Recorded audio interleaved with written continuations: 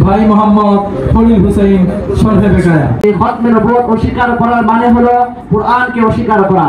খতমে নবুয়ত অস্বীকার করার মানে হলো হাদিসকে অস্বীকার করা। খতমে নবুয়ত অস্বীকার করার মানে হলো ইসলামের গণ্ডি থেকে বের হয়ে যাওয়া। সুতরাং যেই ব্যক্তি যেই গোষ্ঠী খতমে নবুয়তকে অস্বীকার করবে সে বা তারা সকলেই নিশ্চিত কাফের হয়ে যাবে। আসসালামু আলাইকুম ওয়া রাহমাতুল্লাহি ওয়া বারাকাতুহু। إن الحمد لله والصلاة لأهلها أما بعد فأعوذ بالله من الشيطان الرجيم بسم الله الرحمن الرحيم ما كان محمد أبا أحد من رجالكم ولكن رسول الله وخاتم النبيين وكان الله بكل شيء عليما وقال رسول الله صلى الله عليه وسلم إن الرسالة والنبوة قد انقطعت فلا رسولا بعدي ولا نبيا أو كما قال عليه الصلاة والسلام। আলহামদুলিল্লাহ, আল ইউনুস ছাত্র কাফেলা কর্তৃক আয়োজিত অধ্যতন সেমিনারের মাননীয় সভাপতি, ন্যায় নিষ্ঠার পরাকাষ্ঠে উদ্ভাসিত বিজ্ঞ বিচারক, সুদক্ষ পরিচালকদ্বয় ও আমার সামনে প্রবিষ্ট খতমে নবুয়তের দাওয়াত বাহক তলেবে আলেম ভাইরা আমার সকলকে জানাই আন্তরিক মোবারকবাদ। মুহতারাম হাজিরিন, আজকে আমি এই মঞ্চে দাঁড়িয়েছি এমন এক আকীদার কথা বলতে, এমন বিশ্বাসের কথা বলতে যে আমাদের ঈমানের মেরুদণ্ড, যে আমাদের মুসলিম উম্মার অস্তিত্বের মূল ভিত্তি, আর সেই আকীদার নামই হলো খতমে নবুয়ত। মুহতারাম হাজিরিন, নবুয়ত দুই প্রকার, নবুয়তে খাসা, নবুয়তে আম্মা। নবুয়তে খাসা হচ্ছে ওই নবুয়ত যাকে সেই নবীর নবুয়তকে নবুয়তে খাসা বলা হয়, যাকে প্রেরণ করা হয়েছে বিশেষ অঞ্চল বা গোষ্ঠীর জন্য, বিশেষ গোত্রের জন্য। আর নবুয়তে আম্মা ওই নবীর নবুয়তকে বলা হয় যাকে গোটা মানব জাতির জন্য প্রেরণ করা হয়েছে। মুহতারাম হাজিরিন, পৃথিবীর শুরু লগ্ন থেকেই আল্লাহ রাব্বুল ইজ্জাত আদম আলাইহিস সালাম থেকে নিয়ে ঈসা আলাইহিস সালাম পর্যন্ত সকলকে নবুয়তে খাসা দান করেছিলেন। একমাত্র আমাদের নবী হযরত মুহাম্মদুর রাসূলুল্লাহ সাল্লাল্লাহু আলাইহি ওয়াসাল্লামকে নবুয়তে আম্মা তথা গোটা মানব জাতির জন্য নবী বানিয়ে প্রেরণ করেছিলেন।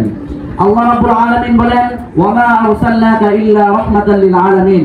অপর এক আয়াতে আল্লাহ রাব্বুল আলামিন বলেন, ওয়া মা আরসালনাকা ইল্লা কাফাতাল লিন নাসি বাশীরা ওয়া নাযীরা।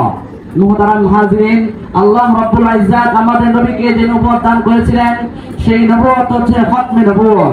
আল্লাহ রাব্বুল আলামিন আমাদের নবীকে খতমে নবুয়তের সিংহাসন দান করেছিলেন, সেই সিংহাসনে একমাত্র তিনি আসীন হয়েছিলেন। আর আল্লাহ রাব্বুল আলামিন বলেন, মা কানা মুহাম্মাদুন আবা আহাদিন মিন রিজালিকুম ওয়ালাকিন রাসূলুল্লাহি ওয়া খাতামান নাবিয়্যিন।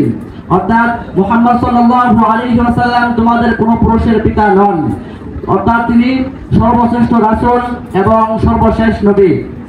হাদিসে রাসূল সাল্লাল্লাহু আলাইহি ওয়াসাল্লাম বলেন, ইন্নার রিসালাতা ওয়ান নবুওয়াতা ক্বাদ ইনকাতাআত ফালা রাসূলান বা'দি ওয়ালা নাবিয়্যা। অর্থাৎ রিসালাত এবং নবুয়তের ধারাবাহিকতা শেষ হয়ে গিয়েছে, এরপরে আমার পরে আর কোন নবী বা রাসূল আগমন করবেন না। উপরে হাদিসে রাসূল বলেন, আনা খাতামুন নাবিয়্যিন লা নাবিয়্যা বা'দি।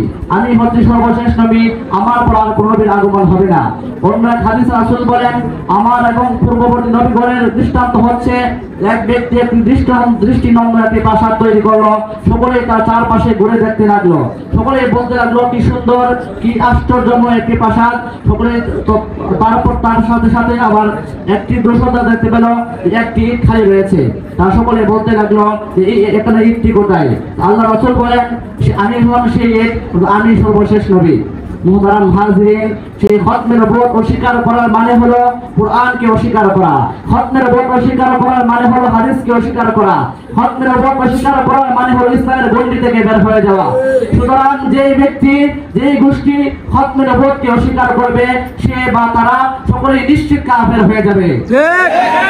মুহতারাম হাজিরিন, সকলের দায়িত্ব হচ্ছে এই রাষ্ট্রের রাষ্ট্রনায়কগণ, রাষ্ট্রের কর্তাগণ, সমাজের বুদ্ধিজীবীগণ উপস্থিত সকলের দায়িত্ব হচ্ছে যারা আমরা নিজেরা রাসূলের উম্মত বলে দাবি করি, যারা রাসূলকে ভালোবাসি, যারা রাসূলের হাতে হাউজে কাউসারের পেয়ালা পান করতে চাই, যারা রাসূলের সুপারিশে জান্নাতে যেতে চাই, সেই সুপারিশ পেতে চাই, তাদের জন্য উচিত হলো রাসূলের অবর্তমানে রাসূলের খতমে নবুয়তের সিংহাসনের হেফাজত করা। মুহতারাম হাজিরিন, আজ যদি কোন কুলাঙ্গার, কোন দুশ্চরিত্র, কোন লম্পট যদি আমার নবীর ইজ্জতের মধ্যে কালিমা লেপন করতে চায়, কেউ যদি আমার আপনার মায়ের মাতা পিতার ইজ্জত নিয়ে টানাটানি করতে চায়, তাহলে আমি আপনি তার সাথে সব ব্যবহার করার টাইম নাই। সন্তান হিসেবে আমার আপনার পিতামাতার ইজ্জতের দায়িত্বের স্থান থেকে তার সাথে সর্বোচ্চ দানে সর্বাত্মক সবচেয়ে কঠোরভাবে আক্রমণ করাই হচ্ছে সন্তানের দায়িত্ব ও কর্তব্য। তাই আমি বলতে চাই, আমি একজন রাসূলের গর্বিত উম্মত হিসেবে বলতে চাই, আজকে যদি কোনো কুলাঙ্গার, কোন নাস্তিক, চোর, বদমাশ যদি রাসূলের সেই নবুয়তের দিকে ইঙ্গিত করে, তাহলে আমি তার কল্যাণ নিয়ে দেবো ইনশাআল্লাহ। মুহতারাম হাজিরিন, সর্বযুগে সব কালেই কিছু মানুষ, অসংখ্য অগণিত মানুষ তারা হেদায়েত পেয়েছে, আর কিছু মানুষ যাদের বসবাসই ছিল আধারে, তারা কিন্তু আলো সহ্য করতে পারতো না। যেমন ধরেন বাদুর কিন্তু আলো সহ্য করতে পারে না, বাদুর চিরদিন সূর্যের বিরোধিতা করবে, তাই বলে কি সূর্যটা বন্ধ হয়ে যাবে? না, সূর্যটা বন্ধ হবে না। সেই বাদুরদের একটা পরিচয় আমি সংক্ষিপ্ত আকারে দিচ্ছি। সেই বাদুররা হচ্ছে আসওয়াদ আনাসি, তুরাইহা আসাদি, মুসাইলামাতুল কাযযাব, জাহাব ইবনে হারিস, এমনকি আল মুখতার, এরপরে আরেকজন রয়েছে হারিস ইবনে সাইদ, মুগীরা ইবনে সাইদ আল আসাদি আল মুইরনি, এছাড়া আরেকজন রয়েছে আল গামিদি, আরেকজন রয়েছে আল খাত্তাব আল আসাদি। সেই সমস্ত কুলাঙ্গাররা হচ্ছে মিথ্যা নবুয়তের দাবিদার। সর্বশেষ ঊনবিংশ শতাব্দীতে যে মিথ্যা নবুয়তের দাবিদার হয়েছিল সে হচ্ছে কাদিয়ানের দালাল, মিথ্যা নবুয়তের দাবিদার মির্জা গোলাম আহমদ কাদিয়ানী। মুহতারাম হাজিরিন, এই সংক্ষিপ্ত আলোচনা থেকে আমরা বুঝতে পারলাম যে এই দেশে ইসলামকে নিয়ে ষড়যন্ত্র করা হচ্ছে, ইসলামের বিরুদ্ধে ষড়যন্ত্র করা হচ্ছে। তাই অতি শীঘ্রই তাদেরকে কাদিয়ানীদেরকে অবস্থান ঘোষণা করতে হবে। নাসরুম মিনাল্লাহি ওয়া ফাতহুন করিম।